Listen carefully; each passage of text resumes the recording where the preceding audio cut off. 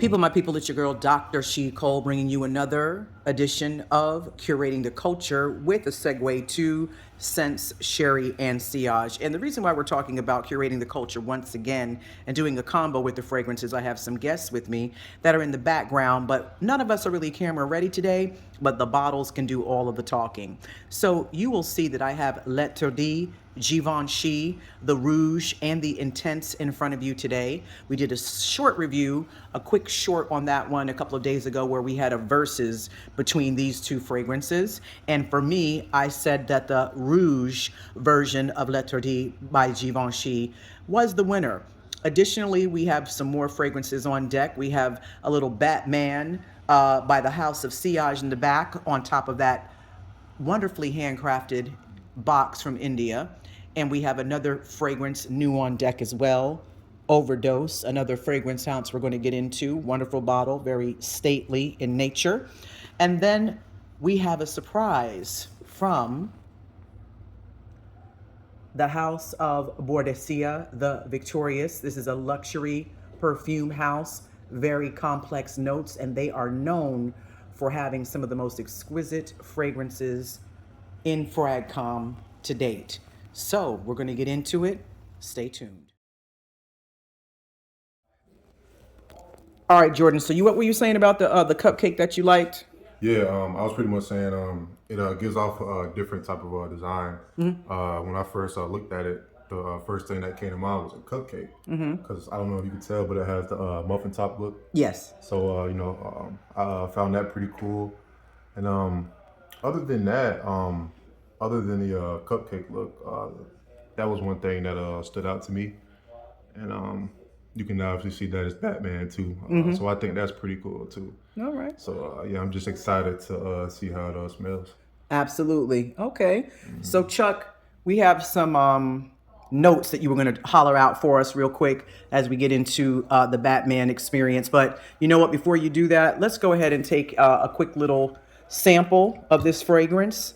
Again, House of Sillage, the Batman hero. It's trademarked. They do a wonderful job with the decorative and presentation of this. You can see the silver Batman impressions inside the top of the cupcake. So we're going to go ahead and get into it.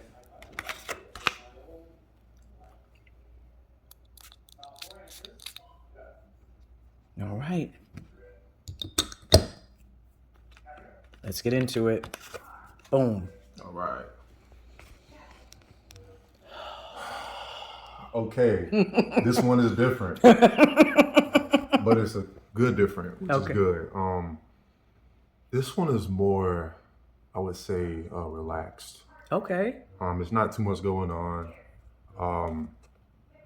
and it doesn't have too much of that alcohol scent to it, which I do like about that. I feel like this is a cologne that you could pretty much wear wherever you want to go. I feel like it's like an everyday type of cologne. As far as like anything specific,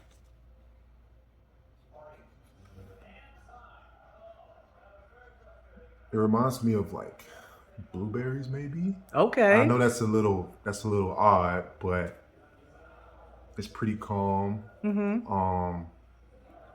it's just a pretty good scent. All right. That's all I gotta say about it. All right, fantastic. Okay, the Batman. Let's go ahead and see here what Chuck has to say about it. Go ahead on, Charles. How that one smell? This is a unique smell. It's a clean. I would say it's a light, distinguished scent to it. It's kind of sweet, but it also has like a sweet and sour. Gotcha. Smell. Okay, some contrast of scents. Contrast. Right. Okay. Right. So I'm cheating because I did see the notes. Okay, let's talk about the notes. So the notes, it says pear leaf, candy apple, which I guess that's the sweetness that's coming from it. And also it says magnolia. Okay. Middle notes are the cashmere, the tonka bean, the jasmine, the Vetiver? Yep, the vetiver. Okay. And then I guess the base notes are the musk, the amber, the oak moss, and the patchouli. Patchouli. Okay, a little patchouli. Yes. Patchouli. So again, not blueberries, but definitely fruit. Right. Of Okay. some sort. Yeah, of some sort. So we got the fruit, and we have the muskiness in contrast to what would be a little bit clean, where the pear leaves can bring that green to it. But that musk in the DNA, which is very common within the house of Sillage Fragrances, their fragrances have a certain DNA. A lot of fragrance houses, every time you have a house of Sillage type experience, they're going to have certain chemistry in their DNA that would be almost like a household smell that you can say, oh yeah, I can tell that's a house of Sillage scent. So for me, I love Batman. Oh my God, for so many reasons.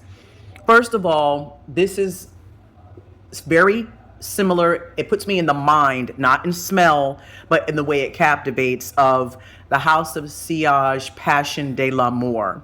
So the Passion de l'Amour fragrance in the green cupcake, that one is definitely an exotic, very feminine leaning fragrance, where the Batman is a unisex fragrance that, of course, a man or woman could wear, but I feel like this is more masculine leaning.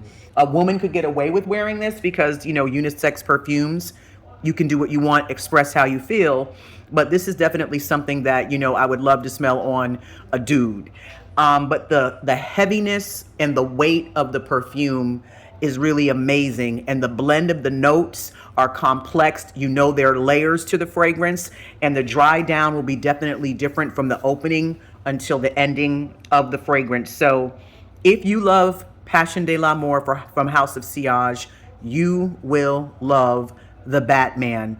It is absolutely, it's intense, but not overwhelmingly so.